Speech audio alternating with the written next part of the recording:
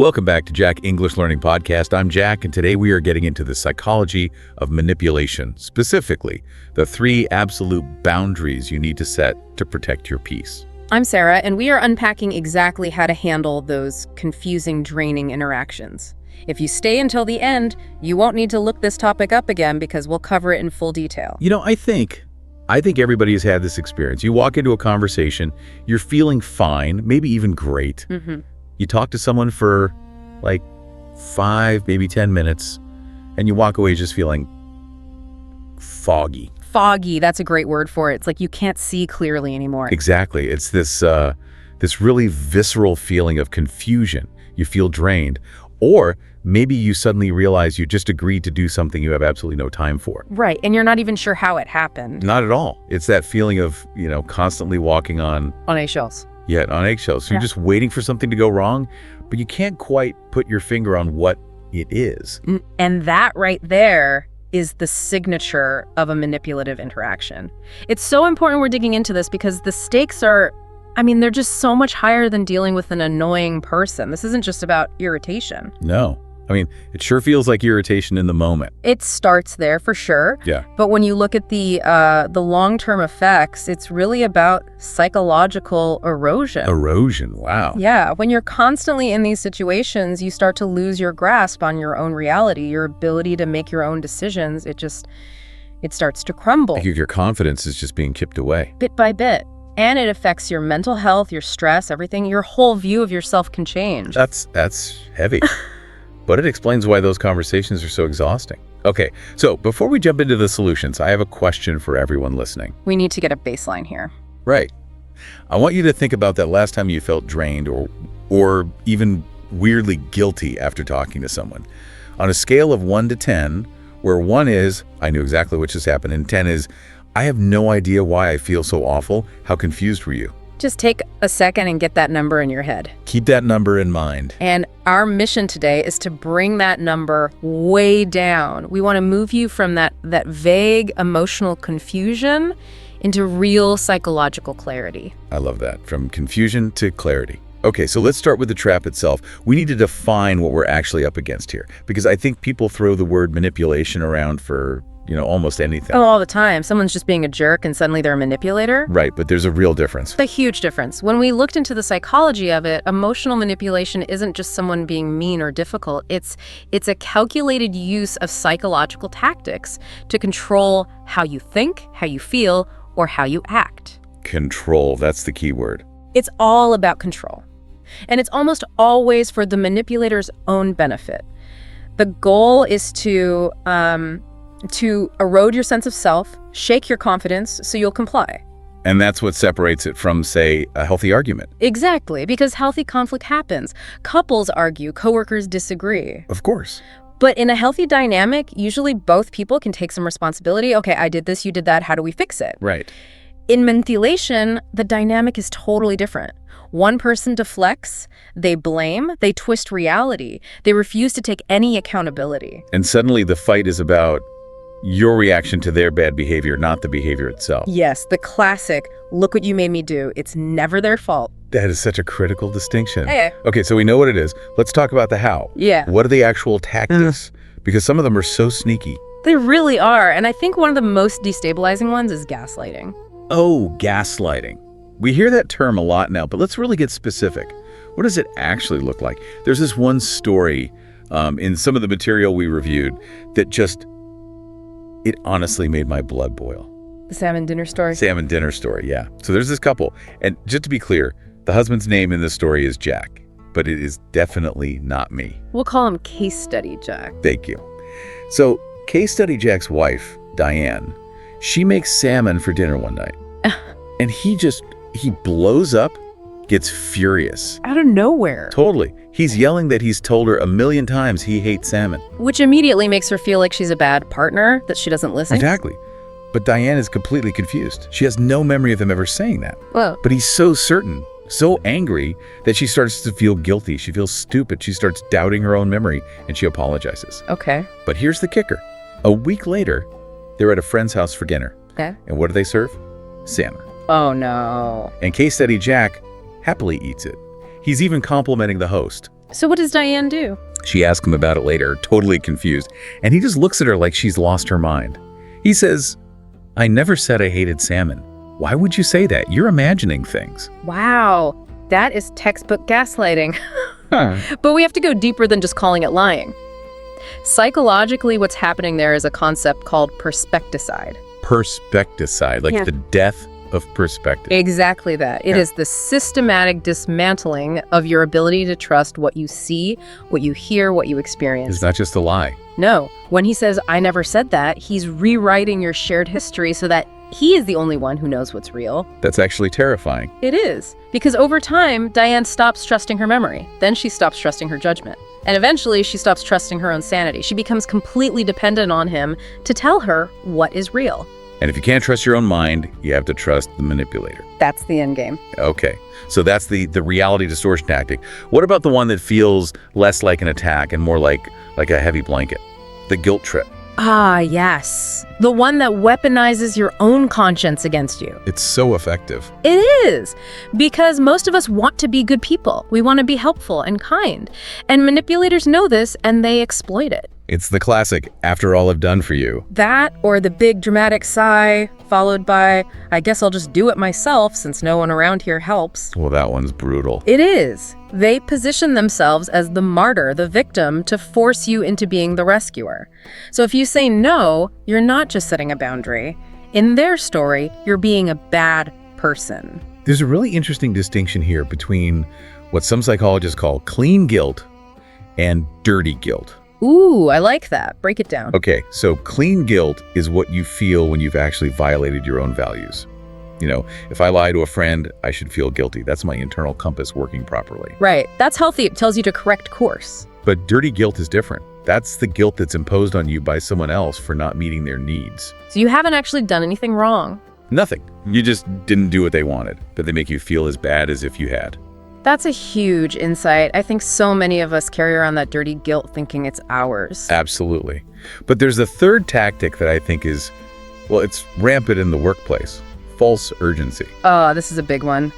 This is when someone rushes you, acts like the sky is falling, "I need this right now," or "the whole project will fail if this isn't done by 5 o'clock. Speed is the weapon here. It is, and there's a good psychological reason why it works. When we feel that kind of social pressure or urgency, it triggers our internal alarm system. We basically go into a low-grade survival mode. So when my coworker comes in frantic, my body thinks I'm facing a threat. In a way, yes. Your emotional systems react before your logic can catch up. Yeah. That urge to just say yes to make the pressure stop, Yeah. that's a stress response. It's not my intuition. No, it's your survival instinct trying to get you out of an uncomfortable situation as fast as possible. That explains so much. It's why I'll agree to something in the moment and then 10 minutes later think, what did I just do? My thinking brain was offline. Exactly. You were in survival mode, not decision-making mode. Okay, this is a good place to pause for our second question. Based on what we've just described, which of these tactics do you encounter most often in your life? Is it A, the guilt trip that weaponized conscience? Or B, the reality twist, the gaslighting and denial of facts? Just pause for a second and identify it. Because just naming it is the first step to dismantling it. Absolutely. And speaking of dismantling, if you're getting a lot out of this deep dive into human behavior, make sure you're subscribed on our platform. We have a lot more psychology-based episodes just like this one coming up. So we know the tactics now. They gaslight, they guilt, they rush us. But why does it work so well? Why are we so, susceptible to this stuff? Well, it seems like our own wiring is partly to blame. Psychologists talk about our cooperative brain, or sometimes learned helper syndrome. Right. We're social creatures. We're literally wired for harmony. Exactly. For thousands of years, being ostracized from the group, from the tribe, meant you probably didn't survive. So we have this deep, deep-seated need to get along, to be helpful, to not rock the boat. And manipulators hack that survival instinct? They do. And there's another concept I found really fascinating called the stress fracture. Okay, what's that? The idea is that when we are already stressed, from work or not sleeping well or just life, we lose our ability to hold our ground. We don't have the emotional resources. We become brittle.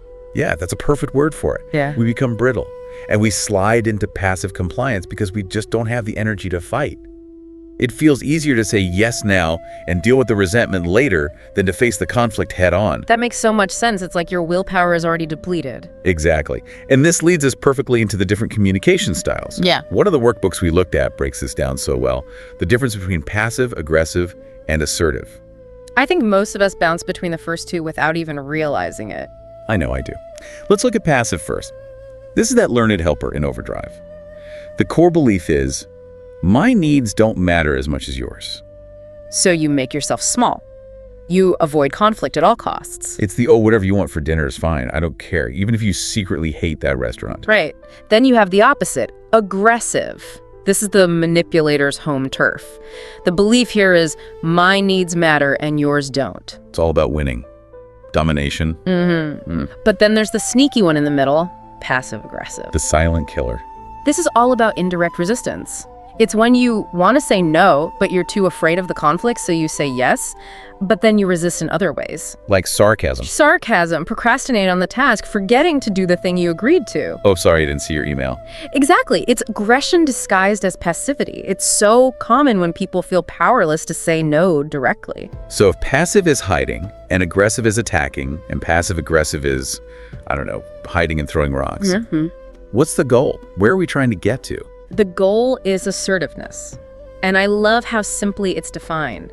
Assertiveness is simply being there. Being there, that's it. That's it. It means you don't disappear from the stage, which is passive, but you also don't push the other person off the stage, which is aggressive. You stand your ground, you state your needs clearly, without apology, but also without attacking. You just occupy your space. You occupy your space. That sounds so simple, but it is so hard to do in the moment, especially when you feel that pressure. Which brings us to the core psychological tool we need. Before you can even think about setting a boundary, you have to use the pause. The power is in the pause. Remember how we said false urgency hijacks your emotional system? Yeah, the alarm goes off. Well, manipulation relies on that momentum. It needs that emotional speed. If you can just slow the interaction down, you break its power. You stop the emotional flood. You do. You interrupt it, and you give your thinking brain, your executive function, a chance to come back online. So literally just stopping the conversation for a second. Yes. Taking a deep breath, saying, I need a minute to think about that. It sounds so small, but it fundamentally changes the landscape of your mind in that moment. You go from reacting to responding. That's the whole game, reaction versus response. Okay, I love that. Your power is in the pause. So we've paused. We've calmed our nervous system. Now we have to actually set the boundary. We've got 3 essential ones today that act as a shield. Let's start with number 1. This one has a great name. The gray rock method. Ah, the gray rock. This is a big one in psychological circles for dealing with high conflict people. Explain the visual. Why a rock? Okay, so just imagine a plain, boring, gray rock sitting on the ground. Is it interesting to look at? Not at all. Does it have big emotional reactions? Does it argue back with you? No, it just sits there as boring. That's the goal. You want to become as uninteresting and unresponsive as a gray rock. You see, manipulators, especially narcissistic types, they feed on what's called fuel. And fuel is emotion. Yes. They want your anger, your fear, your tears, your frantic explanations, even your praise. They just want a reaction to know they have control. So gray rocking is cutting off the fuel supply. Deliberately. You give short, neutral, uninteresting answers. Okay, I see. Thanks for letting me know. You don't defend, you don't explain, you don't engage with the drama. So if they come at you saying, you're the worst person ever, I can't believe you did this, instead of fighting back. You just say, I hear that you're upset, and that's it. You flatten your tone, you keep a neutral face. Oh, how does that actually stop them? It seems like it might make them angrier. That's a great question, and it's a real risk. The principle it works on is called extinction in behavioral psychology. Extinction. Yeah. If a behavior doesn't get the desired reward, eventually the behavior stops. If they poke you and you don't jump, they eventually get bored and stop poking because it's no fun anymore. They'll go find someone else who will give them a reaction. Exactly. But you brought up a really important point. What happens right before they give up? It gets worse. It gets much worse. It's called an extinction burst. An extinction burst. Yes. Think about a vending machine. You put your money in, you press the button for a soda, and nothing comes out. What's the first thing you do? Press the button again. Harder. Maybe a few times. Right. You might even shake the machine or kick it. You escalate your behavior because you're frustrated that the usual action didn't produce the usual reward. Okay, I see where this is going. When you first start gray rocking, the manipulator will likely escalate. They'll get louder, meaner, more dramatic, because they're trying to force the reaction they're used to getting from you. So it's a test. It's a huge test. And if you give in during that extinction burst, if you finally crack and scream back at them, you've just taught them a dangerous new rule. Which is? I just have to abuse you this much to get a reaction. You've reinforced their worst behavior. So consistency is everything. Wow. Okay. That's a critical warning. Now, boundary number 2. This one clarifies a huge point of confusion. The difference between a boundary and an ultimatum. Oh, this is so important. People think setting a boundary is about telling other people what to do. You need to stop yelling at me. That sounds like a boundary to me. It feels like it, but it's actually closer to a demand or an ultimatum. And manipulators hate being told what to do. They will fight you on it. An ultimatum focuses on controlling the other person. If you do X, I will do Y. It feels threatening. Okay, so what's a true boundary then? A boundary is about you. It's about your limit and your action. It's focused on protecting yourself. So instead of, you need to stop yelling, a boundary sounds like, I am not willing to be spoken to this way. If the yelling continues, I will leave the room. I see the shift. It's subtle, but it's powerful. I will leave the room. It's about what I will do. Yes. You're taking responsibility for your own exposure to their behavior. You're not trying to change them. You can't. You're changing your situation. I will not participate in this. And that's something you can enforce 100% of the time. You don't need their permission to leave your own room. Exactly. You are in complete control of your own 2 feet. Which leads us right into boundary number 3, the exit. The physical or mental remove. Sometimes the only boundary that works is to remove yourself from the interaction entirely. And there are a couple of ways to do this. There's the verbal exit. Which is a script like, I choose not to continue this conversation. Right. It places the agency on your choice. But then there's the silent exit. Sometimes the most powerful boundary-setting thing you can do is say absolutely nothing and just walk away. That feels incredibly difficult. We're so conditioned to, explain ourselves or smooth things over. We really are. But with a true manipulator, any word you say is just more material for them to argue with. Silence gives them nothing. It creates a vacuum where their manipulation just falls flat. It's the ultimate gray rock. You're not just a rock, you're a rock that isn't even there anymore. Precise. Okay, I want to ask our listeners another question here. Question number 3. Have you ever set a boundary? Maybe you said no to something, or you walked away from an argument and you felt this immediate, crushing wave of guilt. That guilt is so tricky. It is. So just a quick yes or no for yourself. Have you felt that? And here's the secret. The guilt does not mean you did something wrong. In fact, it's often a sign you did something right. Exactly. It's a sign that the boundary was absolutely necessary. You broke an old, unhealthy pattern, and your brain is it's freaking out a little bit. It's a withdrawal symptom. I love that. The guilt is a withdrawal symptom from people-pleasing. Let's make this really practical now. Let's do a mini case study. Move this out of the abstract and into the real world. The workplace. Yes. Because it's one thing to talk about this stuff. It's another thing entirely to do it when a real, live human being is standing at your desk pressuring you. Especially when that person isn't some cartoon villain. It's just Steve, your coworker. Right. So let's talk about Steve, what did you call him? The Friday afternoon assassin. Laughs. Yes. Okay, so paint the picture for us. Why is this moment so hard? Okay, so it's 4:55 p.m. on a Friday. Your brain is already halfway out the door. You're thinking about dinner, the weekend. Your defenses are completely down. And then you hear it, the frantic footsteps, the heavy breathing. Steve runs up to your desk. He's a mess. He's sweating. Papers are everywhere. And he drops this on you. He says, oh my God, you have to help me. Management just dropped this on my desk. It has to be done tonight or we lose the client. I'm so overwhelmed. You're the only one who's good at this stuff. If we don't do it, the whole team is going to look bad. Please, I'm begging you. Ugh. I can feel my own stress levels rising just hearing that. It's a visceral reaction, isn't it? It is. Okay, before we even talk about what to say, let's break down what Steve just did. Because on the surface, he just looks like a guy in trouble. He looks like a victim who needs rescuing. But what he's actually doing is a very sophisticated form of manipulation. He is weaponizing his own anxiety. He's not just asking for help. He's exporting his stress into your body. Exactly. He comes in at a panic level of 10. As social animals, we see that and our own alarm system starts going off. Suddenly, his crisis feels like your crisis. And look at the specific tactics. First, the flattery. You're the only one who's good at this. Which is a trap. Because if I say no, I'm either admitting I'm not the expert or being unhelpful. It targets the ego. Then the false urgency. Tonight, we lose the client. It's all or nothing. And finally, the triangulation and guilt. The whole team will look bad. He's making it seem like if you say no to him, you're letting down everyone else. It's a masterclass. But let me play devil's advocate. Please. What if it's real? What if management really did drop the ball and the client really is on the line? That's the fear that paralyzes people, right? The fear of being the jerk who let everything fall apart. That is the million-dollar question. Is this real or is it manipulation? And there's a really useful way to tell the difference between professional urgency and manipulative urgency. Okay, what's the difference? Professional urgency is calm and solution-focused.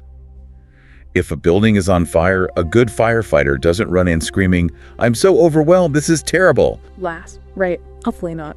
They run in and say, "You, grab the hose. You, clear that doorway. Let's go." It's directional. It's factual. Yeah. A professional Steve would walk up and say, "Hey, we have a crisis. The deadline moved up. Do you have capacity for about 2 hours of work tonight? If not, we need to figure out a plan B right now." That feels completely different. It's collaborative. Right. There's no emotional drama. The emotional dump from the first Steve, the panic, the "I'm begging you," that's the manipulation. He's using emotional volume to bypass your logical filters. He wants you to feel so stressed that you say yes just to make the uncomfortable feelings stop. Exactly. You're essentially paying for relief with your own time and energy. Okay, so we know it's a game, but he's still standing there sweating at 4:55 p.m. What do we actually do? This is where we deploy the pause. And it's a physical pause. You do not answer him while he's hovering over you. You stand up, you create a little space, and you use a script like this. "Wow, Steve, I can see you're in a tough spot. Let me check my own priorities and see what my capacity is. Give me 10 minutes and I'll come find you." Oof, he is not gonna like that. He's gonna hate it. He'll immediately say, "I don't have 10 minutes. I need an answer right now." And that's the moment of truth. That's where you hold the line. You look at him, gray rock face, very calm, and you say, "If you need an answer this second, the answer has to be no. If you can give me 10 minutes, I can give you an accurate answer." Oh, that's a power move. You're not being mean. You're giving him a choice. Exactly. You put the ball in his court, and 9 times out of 10, he'll back down and say, okay, 10 minutes. So now you have 10 minutes, you walk away, you go to the bathroom, you get a drink of water. What's happening in your brain during that time? Your stress hormones are starting to recede. Your logical brain is coming back online. You can actually think clearly and ask yourself, is this my responsibility? Do I have the time? What are the consequences if I say no? And usually the honest answer is, this is Steve's poor planning, not my emergency. So you go back to his desk. You're calm now. What's the script? The script is short, neutral, and firm. No apologies. No excuses. You say, "Steve, I've looked at my workload and I'm not able to take that on tonight." And then you stop talking. You bite your tongue. You do not say another word. But the urge to explain is so powerful. The urge to say, "I would, but I have dinner plans," or "I have this other deadline." That is the J trap. Justify, argue, defend, explain. The second you give a reason, you've given him something to attack. What do you mean? If you say, "I can't, I have dinner plans," what's he going to say? He'll say, "Oh, can't you just push them back an hour? Please, it's for the team." Exactly. You made your no conditional on your dinner plans. If he can solve your dinner problem, he thinks he's solved your no. You've opened a negotiation you never wanted to be in. So by not giving a reason, you're not giving him any ammunition. None. "I am not able to take that on" is a clean, simple, unarguable statement of fact. It's a brick wall. And he might get upset. He might pout or storm off. And you have to let him. His feelings about your boundary are not your responsibility. Right. And that guilt you feel in that moment, that's just the growing pains of building a stronger spine. That's a great way to put it. Okay, before we get into more scripts, let's take a quick moment here. If you are finding these tools useful, please take a second to like this episode. It really helps other people who need these tools find the show. It really does. And we have a quick interactive check-in for you. Question 4. If you use that pause technique on a Steve in your life tomorrow, be honest. How uncomfortable would you feel during that 10-minute wait? Rate that discomfort on a scale of 1 to 10. I think for most people starting out, it's probably a 7 or an 8. Oh, at least. But that discomfort is the feeling of growth. It's a sign you're doing something new and important. Okay, let's get into some more role plays, more specific scripts. You be the manipulator, I'll set the boundary. I'm ready. Scenario 1 is just pure false urgency. Come on, I need an answer right now. The deal closes in 5 minutes. Just say yes or no. I'm not able to make a decision that quickly. I'll need some time to review this. There is no time. It's now or never. Then the answer has to be no for now. I don't make major decisions under pressure. Oof. Firm. Okay, scenario 2. This is handling the guilt and the pestering. We'll use the broken record technique for this, but I did that huge favor for you last month, remember? I stayed late for you. I thought we were a team. I appreciate that, and I understand this is important to you, but I won't be able to take that on. Wow, really? Yeah. So that's how it is. I help you, and you just turn your back on me. I hear that you're feeling let down, but my answer is still that I won't be able to take that on. You're being incredibly selfish right now. I understand that's how you see it, but I won't be able to take that on. It's impossible to argue with that. Laughs. That's the point. Did you notice what I did and didn't do? You didn't, JD, at all. Nope. I acknowledged your feeling, I hear you're disappointed, which shows I'm listening, but then I just calmly restated the boundary. I didn't defend my decision at all. It's exhausting to argue with a broken record. Eventually, you just give up. Okay, last one. The big one. Handling gaslighting. You're totally imagining things. I never promised you I would have that done by today. You're always twisting my words. My recollection is different. I wrote it down in my notes from our meeting. Moving forward, let's just confirm all deadlines over email to make sure we're on the same page. What? You don't trust me. You have to write everything down. It's not about trust, it's about clarity. Putting things in writing helps us both avoid any confusion. That is really good. You completely sidestepped the attack on your character and just pivoted to a solution. Right. Anchor to the facts in the process. I'm not going to debate my memory with you. I'm going to create a system where we don't have to. Manipulators hate a paper trail. They really do. It's like their kryptonite. Okay, so we have scripts, but scripts are hard to remember when you're in a stressful moment. Let's talk about some practical tools and habits to back this up. The first one is that reality anchoring we just touched on. Because gaslighting is designed to make you doubt your own memory, you need an external hard drive for your reality. You have to write things down. Immediately. Right after a weird conversation, open a note on your phone or send yourself a quick email. At 2:15 p.m., Jack said X. I said Y. Just the facts. It's like being a court reporter for your own life. It is. And then a week later, when they try to tell you that conversation never happened, you don't have to rely on your stressed out memory. You can look at your notes and know, no, I'm not crazy. This happened. That's a huge confidence builder. There's another tool from the workbook called the 3-to-1 policy. Yes, this is for self-regulation. Dealing with a manipulator is incredibly draining. It depletes your emotional resources. The 3-to-1 policy says that for every one negative or draining interaction you have, you should intentionally seek out 3 positive, supportive ones to balance the scales. So if I have a horrible meeting with Steve, I need to go call 3 friends who actually like me. Or listen to an uplifting piece of music, or play with your dog, or talk to a mentor. You have to intentionally refill your tank and remind your system what healthy, supportive interaction feels like. Otherwise, the toxic dynamic starts to feel normal. We have to normalize normal. Exactly. Okay, one more tool that's really common advice. I statements. I feel X when you do Y. But you had an important correction on this when it comes to manipulators. I do. Because in healthy relationships, I statements are amazing. I feel hurt when you're late invites empathy and problem solving. But manipulators don't really do empathy. Exactly. If you say to a manipulator, I feel hurt when you yell at me, they're likely to respond with, well, you shouldn't feel hurt, you're too sensitive. Or worse, they file that away as a known vulnerability to use against you later. They weaponize it. They do. So, with a chronic manipulator, you have to shift your I statement away from your feelings and toward behavioral facts and boundaries. Instead of, I feel disrespected when you interrupt me, you say, I am not willing to continue this conversation if I'm going to be interrupted. It's about behavior, not emotion. It's a statement of action, not a request for empathy. This is a perfect transition to our myth versus fact segment, because we tell ourselves a lot of stories that keep us stuck. We really do. Okay, myth number 1.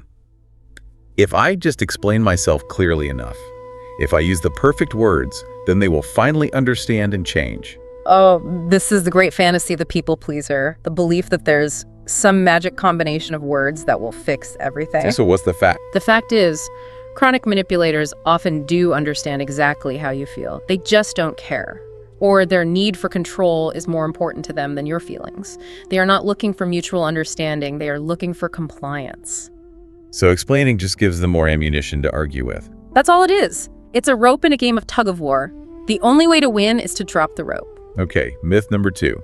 Setting a boundary is mean. It's selfish. This one is so deeply ingrained in us, especially if we were raised to be nice. What's the fact? The fact is, not setting boundaries is what ultimately destroys relationships. Without them, you build up so much resentment that you either explode one day or you just ghost the person. A clear boundary is actually the kindest thing you can do to preserve a connection long term. So boundaries aren't walls, they're clawn. They're more like fences with gates. They create a safe yard for the relationship to exist in. That's a perfect analogy. Okay, one last interactive question for everyone. True or false? A boundary is an attempt to change the other person's behavior. Think carefully about this one. The answer is false. It is absolutely false. You cannot change another person. A boundary is an attempt to control your exposure to their behavior. It's about what you will do. I will leave the room. I will end the phone call. I will not take on that project. That's the ultimate shift in mindset. You can only control you. And that's where all your power lies. Okay, let's bring this all home with a quick 3-bullet recap. If you remember nothing else from this deep dive, remember these 3 things. Number 1, spot it. Recognize that stress response in your body. If you feel confused, foggy, guilty, or rushed, that's your internal alarm system telling you manipulation is likely happening. Number 2, pause.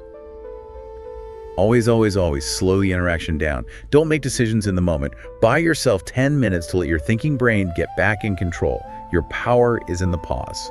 And number 3, gray rock and state your boundary. Become emotionally neutral and uninteresting. Don't JD.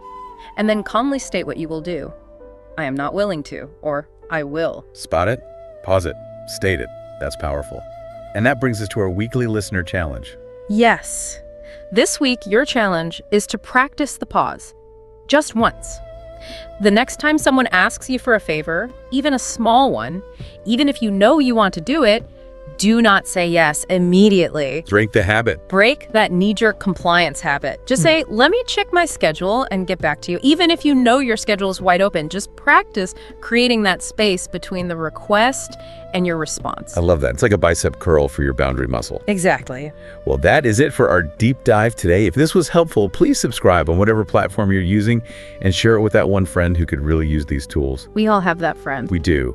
And be sure to tune in next time because we are flipping the script. We're going to dive into what happens when you're the one with the toxic behaviors and how to recognize and fix them in yourself. That's going to be a really challenging but really important conversation. It is. Until then, stay safe and hold those boundaries. Take care, everyone.